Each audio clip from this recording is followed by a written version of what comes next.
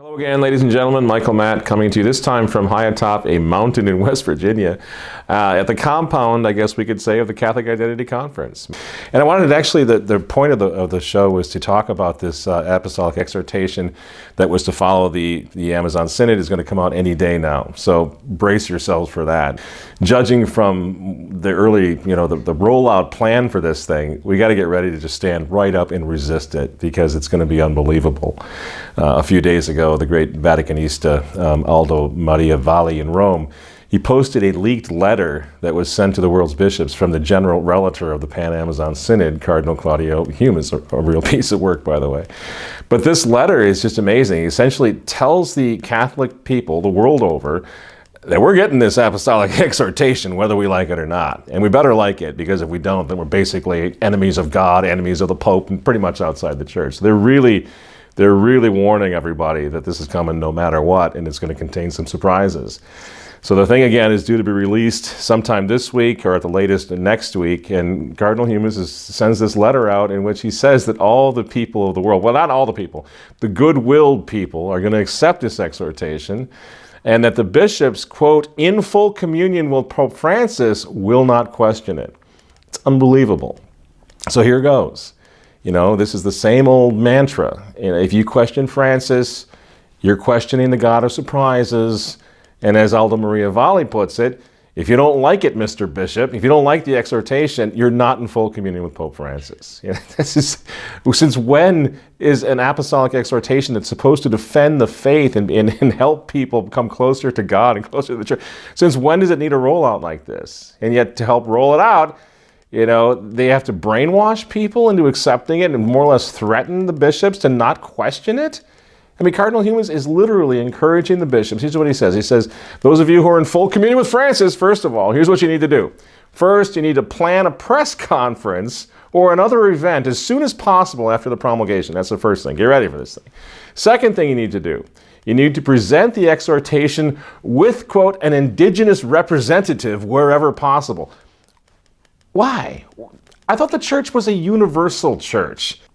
Bring in, quote, responsible pastoral experts, ordained or religious, laymen or lay women, and he wants an expert on environmental issues and a young person engaged in youth ministry in order to roll out the exhortation. What are we talking about here? I mean, God help us. This apostolic exhortation must be something right out of hell if the good cardinal has to go to such lengths to warn people, to warn the whole church, to brace yourselves, incoming an exhortation from Francis like something you've never seen before.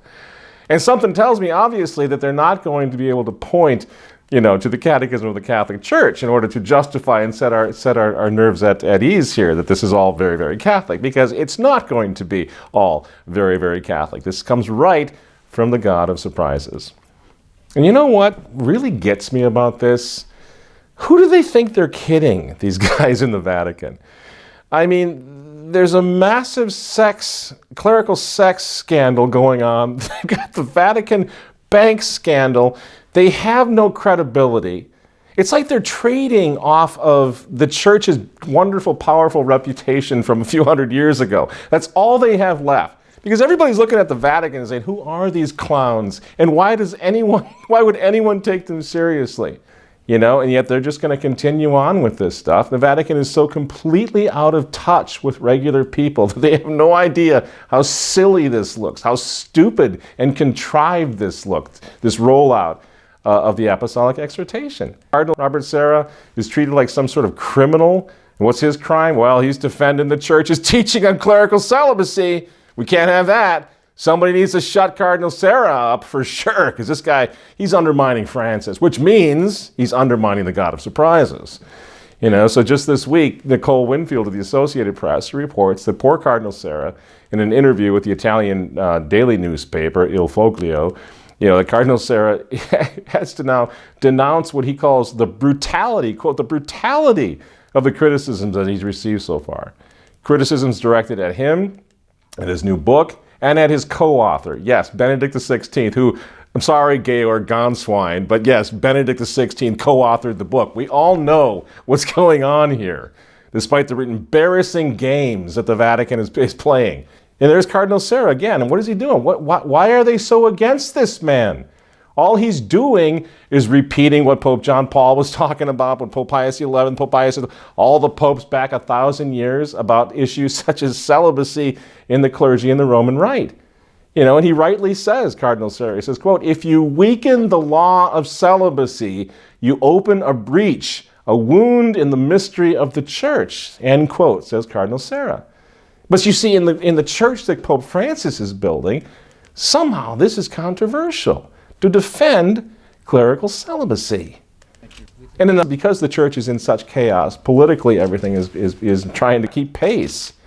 Because, like, for example, Vice President Mike Pence, he goes over to the Vatican last week in order to sort of talk about that issue that a lot of people, a lot of Catholics are concerned about, the slaughter of babies in their mother's wombs. Like, hey, Francis, I want you to know that we're actually the pro-life guys. We're the good guys. Think you might be able to back us up?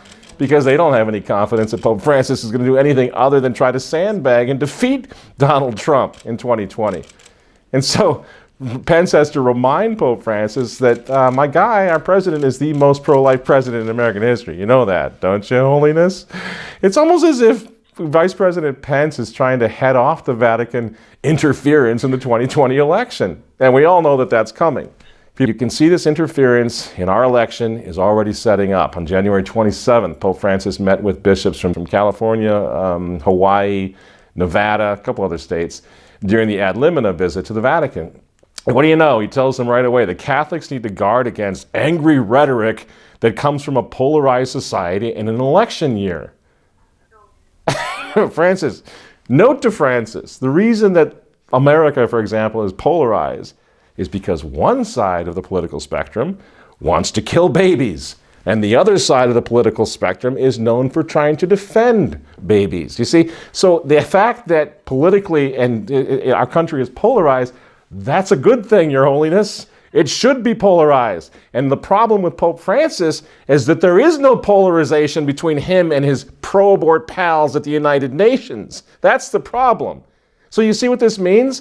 When Francis calls special meetings with U.S. bishops to say, don't let anything get polarized, there's so much fighting in your country, he's more interested in just having everybody have a great big group hug than he is in defending the unborn. Because the polarization in this country comes from abortion, gay marriage, and the cultural moral issues that one party has completely abandoned. The Pope should, one would think, be able to comprehend this. You know, so, but instead he talked about with the bishops, with the American bishops then at the ad limina, he says, you know, he's talking about immigration and political divisions within the United States, and he hit some of the favorite Democrat talking points. Why? Because I think he's setting the American bishops up to do their duty. That is, to make sure that Donald Trump loses in 2020. That seems to be what Pope Francis is all about. So again, I would say to President Trump, watch your back. Forget about Russia. Look at the Vatican. Look across the Tiber. Those are the ones. Those are the people that are going to really work. Because we all remember exactly what the Vatican did with the man who was known as the European Trump. Remember, this is Matteo Salvini, famous, you know, for doing terrible things like holding up his rosary at political rallies and calling on Our Lady and the patron saints of Europe to help defeat the globalist pals of Pope Francis in the EU. Yeah, obviously a bad guy.